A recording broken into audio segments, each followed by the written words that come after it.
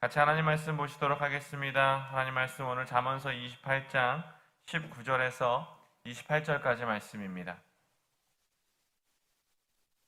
잠언서 28장 19절에서 28절까지 말씀.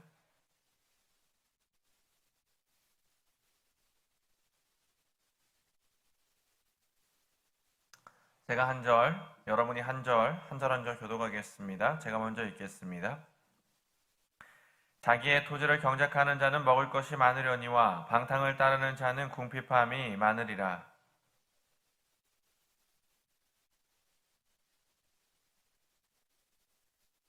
사람의 낯을 보아주는 것이 좋지 못하고 한 조각 떡으로 말미암아 사람이 범법하는 것도 그러하니라.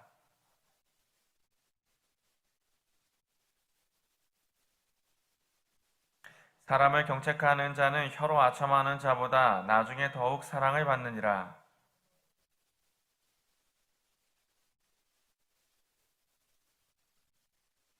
욕심이 많은 자는 다툼을 일으키나 야훼를 의지하는 자는 풍족하게 되느니라.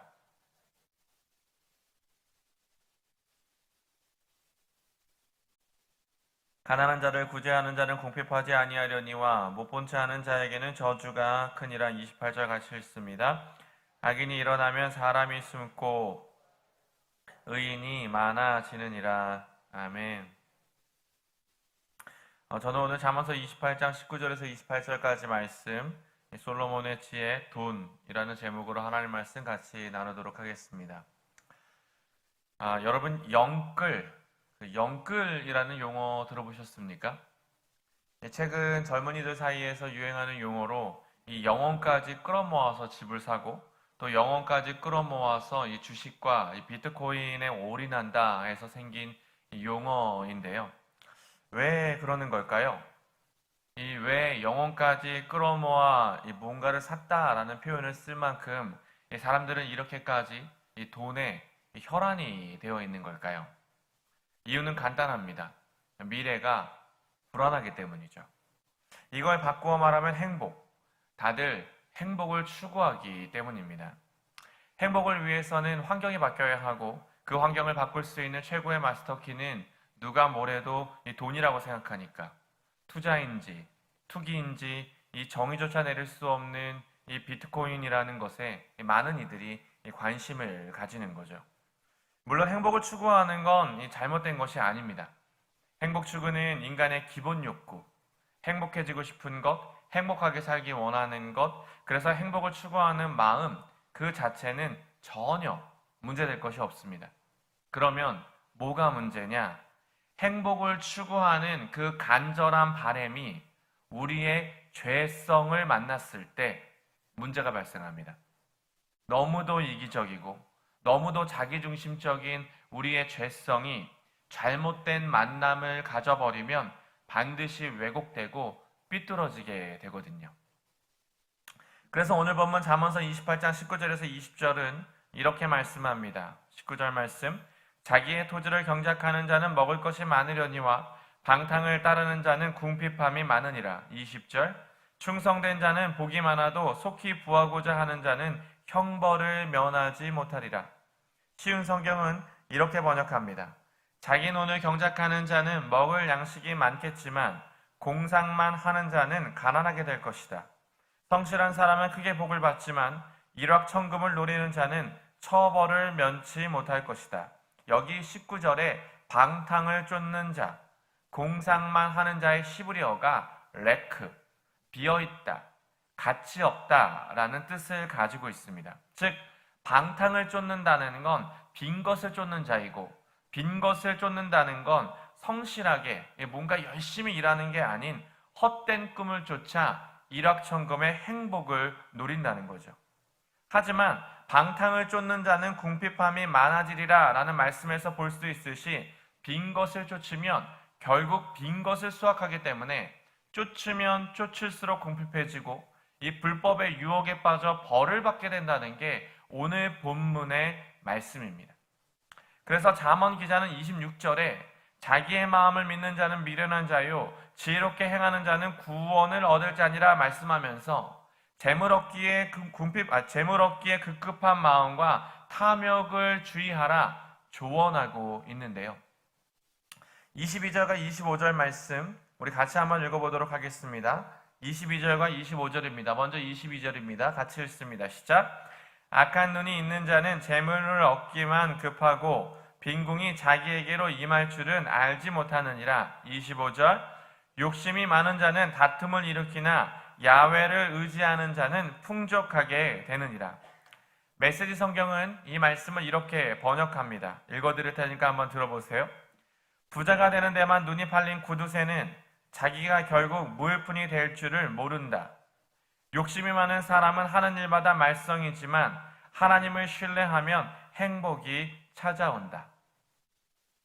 즉 재물 얻기에만 급급한 눈을 잠언 기자는 악한 눈, 자기 눈이 멀어 비참한 미래를 보지 못하는 사람이라고 정의하고 있고요.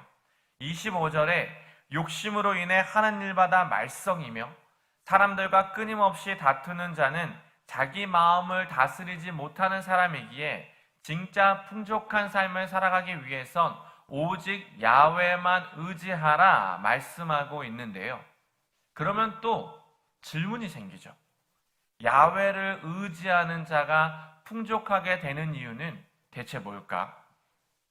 사실 뭔가를 얻기 위해선 사람이 그래도 뭔가 최소한의 욕심이 있어야 하고 돈을 모으려면 거기에 집중해야 조금이라도 모을 수 있는 게 재정인데 성경은 왜 이렇게 재물, 이 돈에 대한 경고를 우리 마음과 연결하고 있는 걸까요? 이유는 딱 하나, 탐심.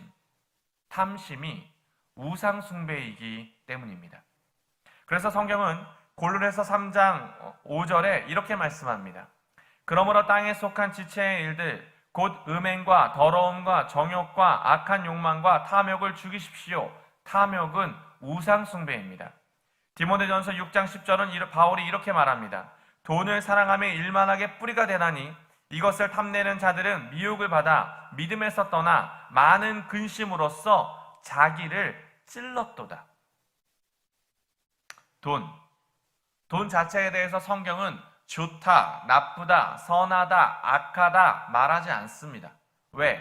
돈은 수단, 필요를 채우는 수단이기 때문이죠. 그러나 돈을 사랑하는 것, 필요를 넘어서 탐심이 되고 수단을 넘어서 주인이 되어 돈 때문에 살고 돈 때문에 죽기 시작하면 그 결과는 믿음을 떠나 많은 근심과 고통을 겪으며 오히려 그 돈이 나를 찌른다 말하고 있습니다. 성경을 봐도 그런 사람 수두룩빽빽입니다. 바울을 따라다니던 대만은 세상을 사랑해서 전도 여행 중에 바울을 버리고 세상으로 나아갔고요. 엘리사의 사원이었던 이 게하시는 재물에 눈이 멀어서 뭔가 나하만의 전리품을 착복하고 자기의 스승에게 그렇지 않다 이야기하다가 한센병자가 되었고, 여리고를 정복할 때 이 아간이라는 사람은 그러지 말라고 굳이 말했음에도 불구하고 도둑질함으로써 인해서 자기의 동료들이 엄한 사람들이 다 개죽음을 당했으며, 아나니아와 삽비라는 인마의 포켓을 한 뒤에 나는 그런 적이 없습니다 라고 거짓말하며 성령을 속이다 그대로 죽습니다. 즉 성경에는 돈을 사랑하거나 재물에 대한 탐심 때문에 스스로 파멸의 길을 걸은 사람들의 이야기로 가득합니다. 그래서 말합니다. 돈 자체는 아무런 그런 게 없어. 그런데 돈을 사랑하는 것이 일만하게 뿌리야. 더 많은 것을 얻으려다가 너가 그 진실한 믿음에서 떠나갈 수 있단다. 시험과 올무와 여러 가지 해로운 욕심에 떨어질 수 있어. 그러니 조심해 라는 말씀을 이렇게 상냥한 어조로 말하고 있는 게 아니에요. 그냥 너 그러면 믿음에서 떠난다. 근심이 너를 찌른다. 욕심에 떨어진다. 반드시 그렇게 된다. 결론 내리고 있습니다. 그래서 고민해 봐야 합니다. 내가 혹시 돈을 추구하는 삶을 살아가고 있는 건 아닐까? 돈, 당연히 필요하고 있어야 하지만 혹여 그 돈이 지금 내 삶의 목적은 아닐까?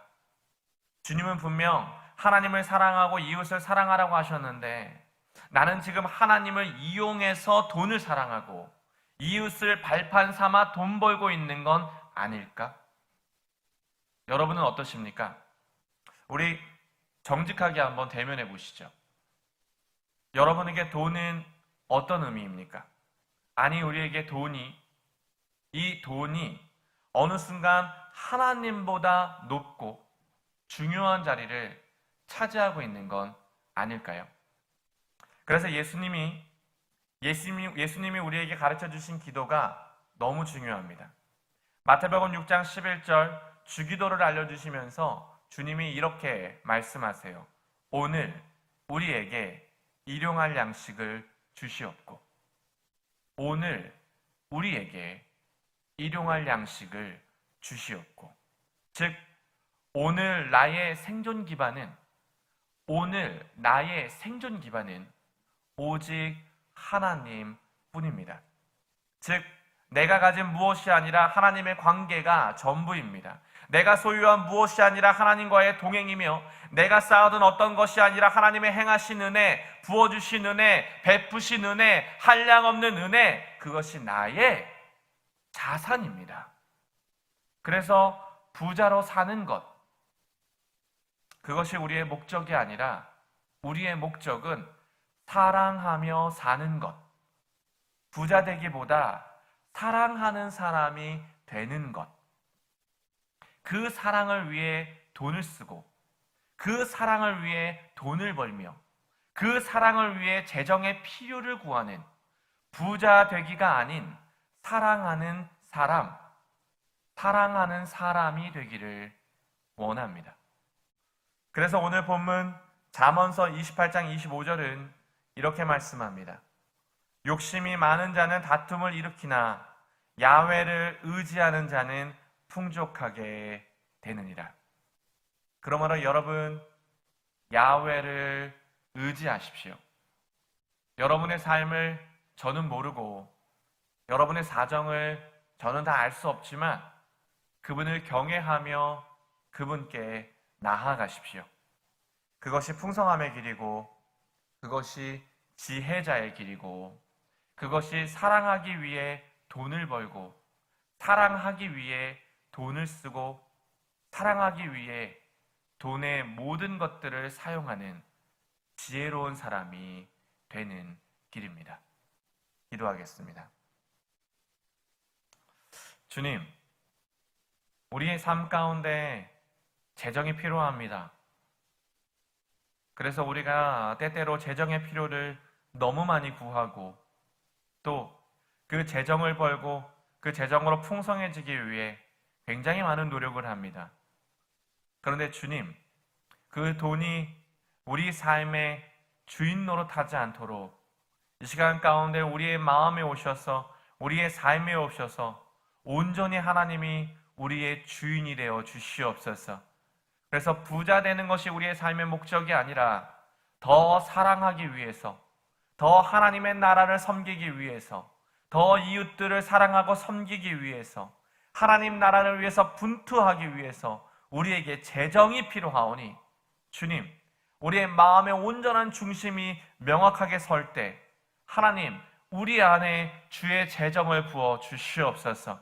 그리고 우리의 모든 필요를 주님 들으시고 우리의 기도를 들으셔서 하나님 정말로 이 돈 때문에 하나님 눈물 흘리지 않도록 하나님께서 우리의 삶의 모든 필요를 채워주시고 우리의 삶 가운데 모든 것들을 인도하여 주셔서 하나님 온전히 오늘 잠언서가 이야기하는 것처럼 야훼를 의지함으로 살아낼 수 있도록 성령님 우리에게 지혜 주시고 또 우리의 매일매일의 삶을 인도하여 주옵소서. 감사드리며 예수님의 이름으로 기도드렸습니다.